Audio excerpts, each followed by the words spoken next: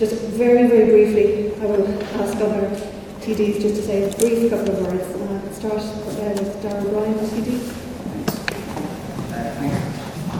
Thanks very much indeed. There's very little else to be said. I think this evening is very important, and thanks to the Community Council for organising this as an information session for everyone, and to Pat and Carol and in particular Olive.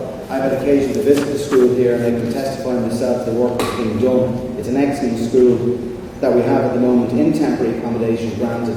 A commitment was given, a very clear commitment. I happened to be here on the day when the current Minister for Education, Pat O'Keefe, gave the commitment that the permanent project would be in the 2009 capital allocation. And I can absolutely assure you there is no fear whatsoever of any of those monies, or the money, as Pat has rightly said, being pulled in the upcoming budget. The project's gone too far. Granted, will be 3 or 4 months behind schedule, but for very valid reasons as well, and I think that's important. And it's an absolute priority for myself, as I'm sure all my other colleagues, to make sure that this is delivered and that the building that happens here complements the future delivery as well of a new primary school for the Educate Together school. So I don't really want to detain the audience because I'm sure that people will have questions. Just to say there's a firm commitment there that will not be broken. It's as simple as that. As Pat has said, we're in a quasi-contractual position at the moment. Letter of acceptance will be issued shortly, and that we get on with building the school and providing what's badly needed here in Donabate and Portrand, which is a permanent secondary school for the people on the peninsula here. Thank you.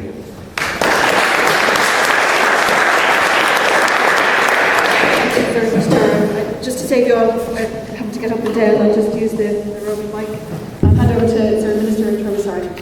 Thanks very much. I appreciate the opportunity just to say a word without delaying the meeting, but again, thanks to the Community Council for providing us with this forum and this wonderful presentation, and thanks to all of the work that's been done already. It's a fantastic testament to what can be done with the circumstances, which are not ideal, but are being certainly made a very, very wonderful school today.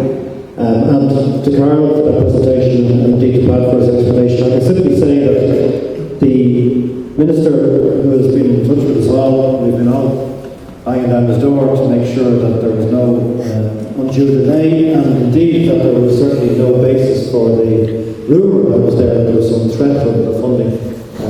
As you probably know, the revised programme for government education has been really prioritised now, so that even though we're going through difficult times, we don't want our children to be suffering in the process, although we're all having to take pain, but definitely education should be prioritised. That's the result of that in government, that we have that due diligence, as Pat mentioned, aspect of this project, which really does, we haven't alluded to it, but it's important to point out that the downturn in construction has resulted in tenders being submitted that are more competitive than what could have been expected, and it has caused the department to think twice when tenders would come in, because if there was any risk of the project being half finished, that would be worse.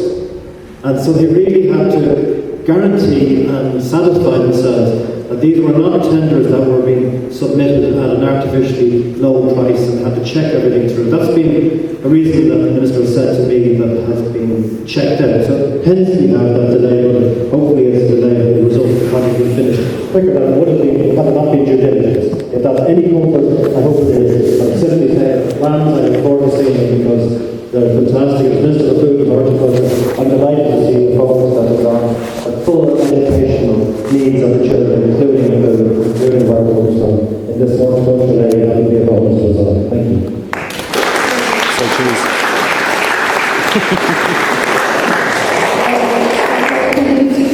Thanks, Chair. Again, just briefly, delighted to be here. Congratulations on organizing the meeting, and thanks to Carl and Pat and to all of for brilliant presentations. I think the end product here will be what everyone wants.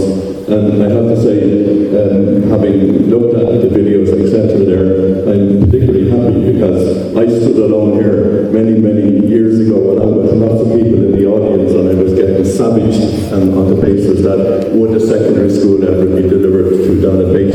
I'm happy to say that it is and will be, and I think the famous ad or the song in the film, you know, the drink guy, what's that famous actor, it's worth waiting for, you know. And I think that when we see the end product of the new school, I think we'll all agree it is worth waiting for, and it's something that Donabate deserves. And I'm particularly happy to see the sporting facilities that are ancillary to the project. I mean, apart from the fantastic facility that we're in here now, I mean, all of the extra basketball courts, the state-of-the-art hockey pitch, it's fantastic, and I think that is Donabate will in 2011 get what it originally deserved. And congratulations to all of them.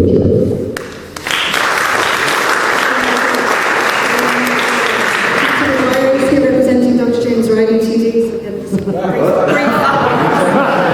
Correction there, I'm here and I apologise on behalf of Senator Brendan Ryan. I'll be here.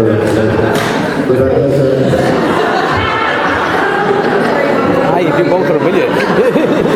Too many As a local councillor and someone who's been recently appointed to the Board of Management of Donabate Community College, I'm very pleased to be here and have been supported by all the other politicians of all the various political views whose combined pressure over the last number of years have resulted in the fruition of this project, or this project coming to fruition. Admittedly, it's coming a bit later than we projected date, but it's better late than never. I think it's a facility that we're all going to enjoy, and particularly it's going to be worthwhile not seeing, you know, hundreds of children leaving this parish on an annual basis, going out to Skerries, Malbriggan, Malahide, and whatever else, to be able to integrate with the children that they grew up with at primary level and continue those friendships through second level. So I wish the project very well. And last thing I just say that it's probably Pat O'Connor's last meeting here as the CEO of the VEC.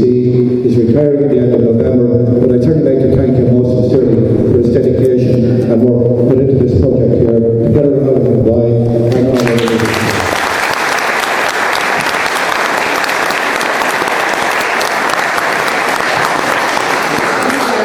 Apologies to Senator Ryan. I've never lived that one down, I know. Bob Darragh, who is here representing Dr. James Reilly.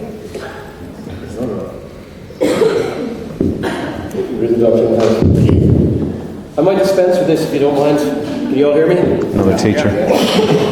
Use an old teacher's voice. I'm not going to re-echo what has been said here by a lot of people here this evening. Obviously this project has been with me, those that know me, we've worked together for a very long time to get this project going. It's been a long labour of love for many, many people in the Donabate area. And we can't see that school open sooner. And the day the earth moving equipment go in there, it'll be a day of joy for the area, for the kids in the area. But I just want to say from the onset, I apologise for Dr. Reilly can't be here tonight. He's in Holland, he's doing this health thing. And I have apologies for Valerie Henderson. Remember Valerie, she's the hero of the community council and worked with that group to get the school together. On the issues here, I'm glad that you now have this information at your disposal, so you know what's actually going on in the background. And I just want to say a little thing about, I know Pat is retiring. I've known Pat for quite some time, outside education, working with these projects. And Pat is in charge, probably, and I'm not in the sector, so I'm sure you won't mind me saying this, of probably the best VEC in the country. And he's probably the best, he's acknowledged as the best CEO of the best VEC in the country. So you have a very good system behind you there. Olive I've known, nearly 27 years in our professional lives, and Olive, you couldn't get a better principal or a better professional. So on the ground you have a wonderful machine working in the school here. However, you don't have a school yet. And it is a concern, and it will be a concern until such time as I said, you see the building rising from the earth out beyond, as the kids say, Muck Mountain. Well, we have the public representatives here, we have the VEC here, you have the explanation here, and I'm glad it's now been shared with you. And as an extra assurance, I've been asked by people to, if you remember the schools committee, to reactivate that committee again and put them at the disposal of the VEC and the school and the community to ensure that we can help and to push that project along.